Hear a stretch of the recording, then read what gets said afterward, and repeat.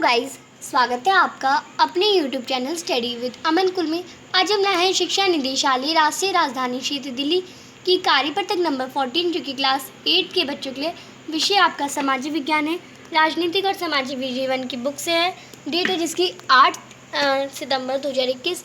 आप अपना नाम और अपनी कक्षा अध्यापक का नाम लिखेंगे।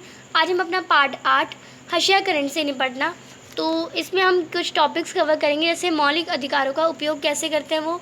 संविधान में ऐसे कई सिद्धांत यानी सूत्रबद्ध दिए गए हैं जो हमारे समाज और राज्य व्यवस्था को लोकतांत्रिक बनाते हैं। इन सिद्धांतों को मौलिक अधिकारों के जरिए परिभाषित किया गया है। ये हमारे संविधान का एक ऐसा महत्वपूर्ण हिस्सा है। ये अधिकार सभी भारतीयों को समान रूप से उपलब्ध है, यानी जितने भी लोग भारत में रहते हैं उन सबको इन्हें समान से मिला गया है। जब तक हशियाई तबके की बात है, उन्होंने इन अधिकारों को दो तरह इस्तेमाल किया। यानी अगर हम हशियाई लोगों की बात करें तो उन्होंने कैसे इस्तेमाल करा है, उन्होंने दो तरीक़ों से इस्तेमाल किया है। पहला, अपने मौलिक अधिकारों पर जोर देकर उन्होंने सरकार को अपने साथ हुए अन्याय ध्यान देने के लिए मजबूर किया। यानी पहला उसने इस्तेमाल किया कि जो मौलिक अधिकार सबको मिलते हैं, पर उन्हें जितना उनके मौलिक अधिकारों का हनन हो रहा है, उनका अन्याय हो रहा है, वो ध्यान दिया है। दूसरा, उन्होंने इस बात के लिए जवाब डाला है कि सरकार इन कानूनों को लागू करे। कई बार हत्याई तबकों के संघर्ष की वजह से ही सरकार के मौलिक अधिकारों की भावना के अनुरूप नए कानून बनाए पड़े हैं।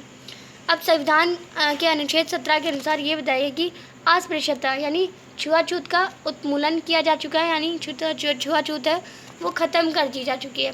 इसका मतलब यह है कि अब कोई भी व्यक्ति अनुसूचित जातियों यानी SC को पढ़ने, मंदिर में जाने, सार्वजनिक सुविधाओं का इस्तेमाल करने से नहीं रोक सकता। इसका मतलब यह है कि छुआछूत गलत है और लोकतांत्रिक सरकार इस तरह के आचरण को बर्दाश्त नहीं करेगी। यानी अगर किसी ने ऐसा कुछ करा तो वो उसे जेल हो जाएगी। अब अस्पृश्यता एक दंडनीय अपराध है।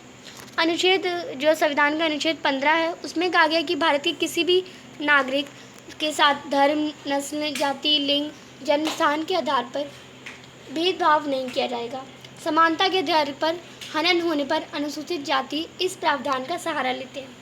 इसी तरह अल्पसंख्यक समुदायों ने भी संविधान में दिए गए मौलिक अधिकारों का सहारा लिया है। उन्होंने धर्म और सांस्कृतिक शैक्षणिक अधिकारों की स्वतंत्रता के अधिकार पर जोर दिया है। जहाँ तक सांस्कृतिक और शैक्षणिक अधिकारों का प्रश्न है, मुसलमान और पारसी आदि सांस्कृतिक धार्मिक समूहों को अपनी संस्कृति की सुरक्षा का अधिकार मिला हुआ है। इस तरह विभिन्न प्रकार के सांस्कृतिक अधिकारों की व्यवस्था करके संविधान ने ऐसे समूहों को सांस्कृतिक न्याय देने का प्रयास किया है। इसका उद्देश्य ये है कि समूहों की संस्कृति पर ना तो बहुसंख्यक समुदाय की संस्कृति का वर्चस्व हो और ना ही नष्ट हो। तो ये आपको बताया गया।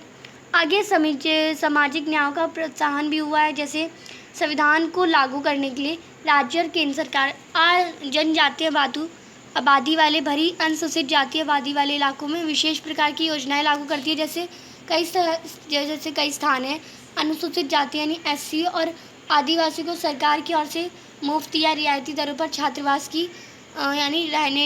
की सुविधा उपलब्ध कराई गई है, ताकि वह शिक्षा संबंधित सुविधाएं हासिल कर सकें जो मुमकिन कि उनके अपने इलाकों में उपलब्ध नहीं हो, यानी जो उनके इलाके में उपलब्ध ना हो उन्हें भी उपलब्ध कराया गया है। इसके अलावा सरकार कानूनों का भी इस्तेमाल करती है ताकि व्यवस्था में निहित असमानता को ख़त्म करने के लिए ठोस कदम उठाए जा सके। आरक्षण की व्यवस्था इसी तरह का एक महत्वपूर्ण कानून नीति है, जिनके द्वारा शिक्षण स्थानों और सरकारी नौकरियों में अनुसूचित जाति व आदिवासियों के लिए सीटों का आरक्षण किया गया है। अब इसी से रिलेटेड कुछ क्वेश्चन आपको दे रखे हैं।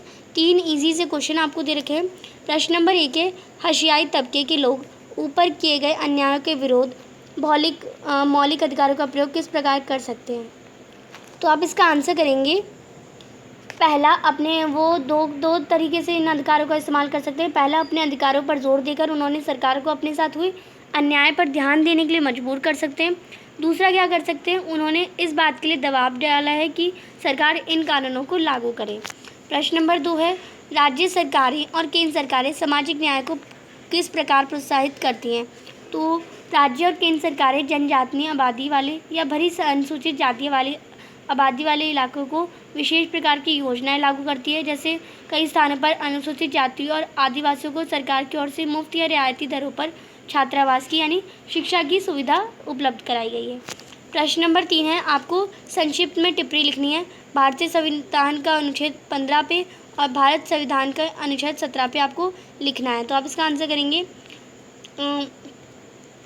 सबसे पहले आप लिखेंगे संविधान के अनुच्छेद 15 में कहा गया है कि भारत के किसी भी नागरिक के साथ धर्म, नस्ल, जाति, लिंग या जन्मस्थान के आधार पर भेदभाव नहीं किया जाएगा। समानता के अधिकार का हनन होने पर अनुसूचित जाति इस प्रावधान का सहारा लेते हैं।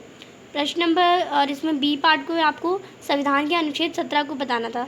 तो इसके अनुसार अस्पृश्यता यानी छुआछूत का उन्मूलन किया जा चुका है।